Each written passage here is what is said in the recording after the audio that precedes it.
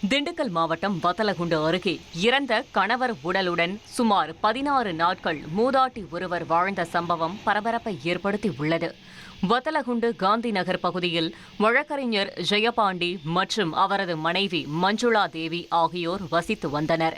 இந்நிலையில் ஜெயபாண்டியின் வீடு பூட்டப்பட்டிருந்த நிலையில் துர்நாற்றம் வீசியதாக அக்கம் பக்கத்தினர் வத்தலகுண்டு போலீசாருக்கு தகவல் தெரிவித்தனர்.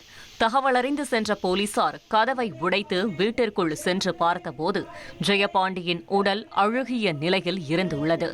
அவரது உடல் அருகே அமர்ந்திருந்த மஞ்சுளா தேவியிடம் விசாரணை நடத்தியதில் கடந்த 14ஆம் தேதி தனது கணவர் ஜெயபாண்டி இறந்துவிட்டதாகவும் அவரது உடலை அடக்கம் செய்வதற்காக உறவினர்கள் வர வேண்டுமென 16 நாட்கள் காத்திருந்ததாகவும் போலீசாரிடம் தெரிவித்துள்ளார்.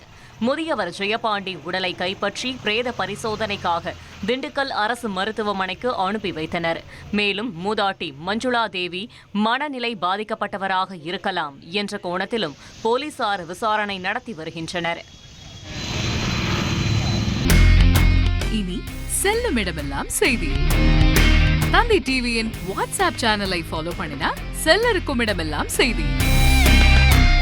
இதோ QR கோட் இப்பவே ஸ்கேன் பண்ணுங்க, ஃபாலோ பண்ணுங்க.